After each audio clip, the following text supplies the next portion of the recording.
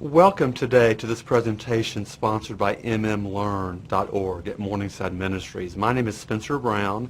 I am a gerontologist and an aging life care manager, and the topic that we're going to discuss today is regarding personal care homes, living options for older adults. What are they, and pros and cons? My background is a nursing home administrator, and many people understand that there are a number of living options for adults. And I'm going to give an overview of those options and then talk a little bit more specifically about some non-traditional living environments called personal care homes.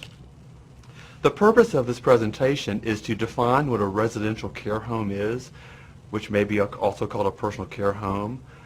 People get confused about what is assisted living, what is nursing home, what is memory care, different terminology. So we're going to talk about terminology that means sometimes different things in different states. It may mean different things to different professionals or family members that are looking for loved ones. In this presentation, we're also going to talk about what some of the licensed options are for senior living or adult living, as well as some of the unlicensed settings, being personal care homes. And there is a difference. We're going to talk about, when we get down to what personal care homes is, the unlicensed, very small, intimate type setting, we're going to talk about what you should look for, some of the tips to look for. This will not be an all-inclusive list, but it will be a helpful introduction to you of what to look for. And finally, we will talk about, when evaluating these unlicensed personal care homes, what are some of the pros and cons, the advantages and disadvantages that you might consider. So let's just jump right in. Definitions are often important, but I don't want to get hung up on what words we use completely. Residential care home really refers to any residential environment where adults live, room and board. Specifically for this presentation, residential care home refers to something that is smaller in number, that caters to a smaller number of people. It's not your 120, 300 bed, 3-story building. This may be a place that might even be in your own neighborhood and you might not know it. Residential care homes typically offer several of the same type of services. One is room and board, a roof over your head, a bed to sleep in, those kinds of things. 3 meals a day is often and routinely provided, as well as assisting people who live in the residence with daily living tasks. You may be familiar with ADLs, activities of daily living, helping someone with bathing, helping someone get from the bed to the chair to the toilet, helping someone walk safely from point A to point B. Those are services that are provided typically in a residential care home. And in different states, terminology could change, and licensure or unlicensure could be at play. And most people know that nursing homes are regulated, but not everybody. Some people don't understand that there can be licensed and unlicensed options. And in Texas, where I live and have worked for the past 21 years, the requirements may be very different and are very different than California, and may be very different than Florida or Rhode Island. It's very important to consider the requirements of each state, and also what the vernacular, what the language is in that particular environment. So, for example, residential care home could be called a group home, a group care home, a personal care home, which is what I'm going to refer to more consistently during the presentation, board and care home. And so sometimes people will use these words interchangeably, and not everyone has the same understanding of what they mean. I highlighted and put in all capital letters personal care home because that is the terminology that I will try to consistently use throughout this presentation. When it comes to talking about licensed or unlicensed, just a brief overview might be helpful. In the state of Texas, if you provide personal assistance with activities of daily living, if you're helping someone bathe, or you're helping them feed, eat their meals, or you're helping them in the shower, if you take care of 4, 5, or 105 residents, you have to be licensed by the state of Texas. Other state regulations may vary in different states. For unlicensed criteria in Texas, 3, 2, or 1, those 3 numbers are meaning that you do not have to have a state license. You don't have to meet the state standards to provide that same level of personal daily assistance to those residents. Licensed environments I mentioned briefly include places like assisted living, nursing facilities, places that specialize in caring for people with dementia. That's often called memory care. People are more familiar with some of the traditional licensed settings. When it comes to unlicensed residential living for adults, retirement communities fit this category, independent retirement communities that may furnish apartments, and they might be more apt to be subject to the Fair Housing Act rather than state and federal regulations for healthcare facilities. And personal care homes is the other type of unlicensed, where I'm going to spend the majority of my time today talking for. Now, looking at personal care homes, I've given you a brief overview of some of the residential care options. Now I'm talking specifically about unlicensed, which means in Texas, 3 or fewer residents living there where personal assistance is being given by personnel. What to look for. The first thing that is very important is look at the person's level of needs. Physical needs. How independent is that person in being able to eat, dress themselves, walk from the bedroom to the bathroom, get up out of the chair safely without assistance? Those kinds of physical needs. Those are very important. Also looking at the person's cognitive needs. Very often the body works just fine, and I might be able to walk from here 200 feet, but I may forget when I get there that I'm there for a meal and what the utensils are for. So my brain may be changing. So cognitive needs are important. The second thing I would think is very important to look for is the experience and qualifications of the ownership of that particular personal care home, qualifications of the staff, the personnel that actually work hands-on with each and every resident. One comment about this: in senior living, in adult living, licensed settings like nursing homes and assisted living facilities, there may be a corporate owner that has locations in many states. When it comes down to an unlicensed personal care home where you don't have to meet those state requirements, it's very important to look at who are the owner or owners of that community and what are their qualifications, because they may not have the same level of credentials. Doesn't necessarily mean they aren't capable. It just means there's a different level of qualification. And staffing level on site. In nursing homes, in traditional healthcare settings, you might have registered nurses and other licensed nurses. You might have certified nursing assistants, people that have gone through some formalized training on how to care for adults with disabilities or elderly adults. In personal care homes, that may not be the case. The personnel you want to be sure is capable and competent to provide the care, but they may not have the credentials behind their names. And sometimes that could be a deal breaker for families when they're looking for an option for their family. The third thing I encourage you to look for is for medical personnel available. Many people choose a personal care home because it's not a typical medical model. There's not people in scrubs or stethoscopes walking around all the time, but yet usually there still are medical needs. There are still medications to be given and be tracked. There are still doctor's appointments and medical personnel involved. So ask about medical personnel that will be available there to take care of the residents that live in the personal care home. The other thing I suggest people look for is the type of staff. I hinted at this a little bit, but let me dig a little bit deeper. The type of staff. Their direct care staff. Is there a nurse on call? There may be a nurse owner that lives on site that comes over from time to time. You want to look and ask about the types of personnel on site. And you also want to talk about the type of staff and services provided on site or off site. When people move to a personal care home, they can go to their doctor's appointment, just like you were living at home if they're able. They might go to their podiatrist or the dentist. They might go to other things, for example.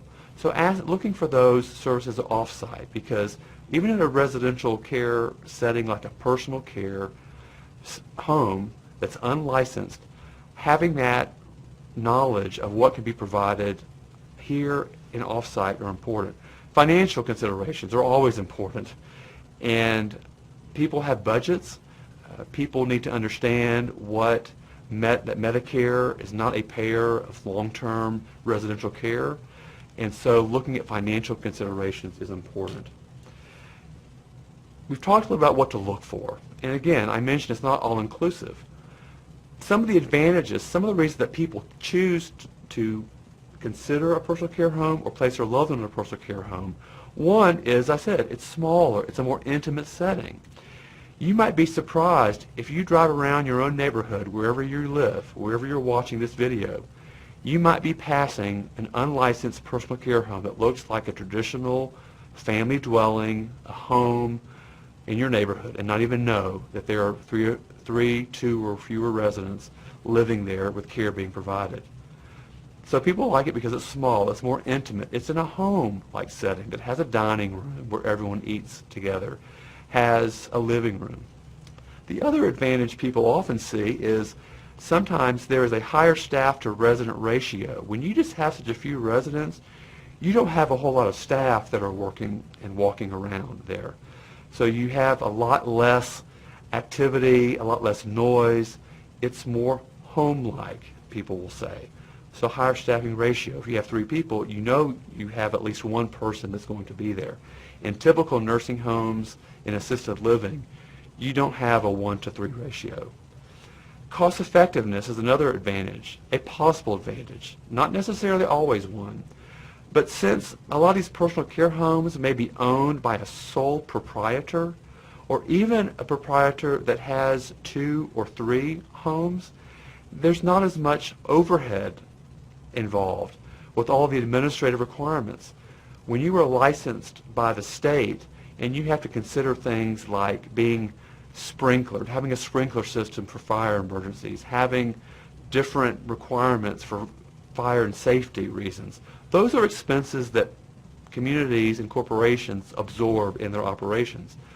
Sometimes it may be cost effective and you can get a good deal in a personal care home. That's why people I've known have chosen that as well. The other advantage I want to discuss briefly is there typically is a little less structure and more flexibility involved. And what I mean by that is when people think about moving from their own home and having to go to a nursing home or an old folks home or a place where they need help around the clock, they don't always dream of being bathed at 7 a.m. because that's what's convenient to the staff. In a personal care home, there might be more flexibility to have a shower at 12 a.m., to have a snack, to have your main meal at 2 p.m. There may be a little more flexibility because there are not as many people living there whose needs are being considered. So a little less structured and a little more flexibility. Again, a lot of it has to do with these personal care homes not being licensed by the state and having regulations, Uncle Sam overlooking. Some of the disadvantages, and disadvantages I realize are advantages for some. I realize that. For some personal care homes, some families see there are actually fewer amenities and services. I mentioned earlier about asking about the types of personnel, the types of services that can be provided in the home itself, or maybe transportation to provide services off-site. There typically may be fewer services and are fewer services and amenities provided on site. You don't have a dietitian there. You may not have a doctor there as often. Those kinds of amenities. So that sometimes is important to people. Another disadvantage for some, or something to consider, is the impact of socialization for people. Now, I personally am more of an introvert, so I don't know if, when I get older, if I'm going to want the largest place with all the happy hours and all the parties and all the happening things. I might want some solitude. One of the things that a personal care home offers is a much narrower number of people in which to interact with. If there's just 1 or 2 people that live there and a couple of people that work there at any one time, you can see there's fewer people to interact than in a bigger place. For some, they love that. For some, it can be a drawback. The third possible con or disadvantage is less individual space. And this could be looked at as with the others as an advantage. Most of these personal care homes do have individual space for someone to have a private room. Not all of these are made from the ground up with the intention of being personal care homes. Some of these residential homes in neighborhoods are retrofitted, so there are very often two people living in a space together. Not always is there an individual bathroom or shower. There may be a communal shower for the whole home with three people. Just think, my family, we don't need an individual shower for every person, so same would apply here. So less individual space could be an issue there. One of the most important things that I think of is the fact that it's not licensed. And being not licensed by the state doesn't mean not good. It just means not licensed, and there's not a licensing authority coming in to ensure that they are maintaining compliance with state and federal regulations. That is an important distinction. And in Texas, as I mentioned, 3 and under, if you're providing hands-on care, you don't need to have a license. If you provide hands-on assistance to 4 or more, you have to have a license. So this is an overview of some of the advantages and disadvantages of these unlicensed smaller communities. I'm aware that people look for information in many places, and so what this slide begins to illustrate is a sampling, a small sampling, mind you, of some resources in places where you could search. As I mentioned, professionally, I am a part of the Aging Life Care Association. I've listed their website on the slide. These are third-party professionals, predominantly nurses and social workers, gerontologists, and other professionals who help families navigate options for their loved ones. That could be a place to start. There are local organizations in each market, city and state, such as in San Antonio, the San Antonio Residential Care Homes. I listed their website. You might get an idea from there and find something similar in your area. You could do a Google search. More and more people are looking up personal care home, residential care home, board home, homes for the elderly, disabled. There are some key words that are no doubt going to pull up some triggers. And then I would refer you to go back to some of the earlier slides I touched on in terms of what are some of the criteria that are important to look at, and what do you think is important, and what do you think is less important when selecting one of these unlicensed, untraditional, non-traditional homes. There are a number of placement agencies, people who help families find living options and get reimbursed for helping find a place. They don't charge a fee to the families. A Place for Mom is one, nationally A Place for Mom. Senior Advisor, I didn't put on this slide, but caring.com. Caring.com tends to be a resource that has mainly licensed facilities, not so much on the unlicensed personal care homes. But there are placement agencies. And most agencies on aging, all federal agencies on aging, are federally funded. So the last bullet that I mentioned here, you might do a search by Area Agency on Aging, AAA, and not the Automobile Association, don't get confused there. But area agencies on aging often have resources and referrals to be able to help families that are trying to find some living options, in this case some non-traditional living options. As I conclude, we've talked about the definition of residential care homes and what they are. We've talked about the difference between licensed and unlicensed settings. We've talked about what to look for if you're considering a more non-traditional, unlicensed setting, a personal care home. And we've talked about some of the pros and cons, the advantages and disadvantages that are important to people, recognizing that an advantage for one may be a disadvantage for the other, and vice versa. Finally, I want to talk about one of the resources that applies to me. I'm an aging life care manager, part of a national organization, a third-party consultant that helps with the items you see on the slide, that helps families coordinate and communicate among resources, including how to navigate the options of living for seniors or disabled adults, and communicating that. There is a certain umbrella of oversight that's involved with being a third-party care manager. There's a certain role of advocacy, and really one of the biggest roles that an aging life care manager provides is solving problems and helping families work through these issues. And I have seen, as a nursing home administrator of 21 years, as a gerontologist for that same period of time, families often are seeking how to resolve these issues and how to find the right resources, including looking for people who might be a resource for other resources. And I've just included as a final slide just our company's website and a phone number. If you have any questions and you feel like you want to reach out to me, I would be glad to answer your question. I hope that this brief introduction to an unlicensed but yet often sought out residential care for older adults or any adult might be helpful to you in your search. Thank you.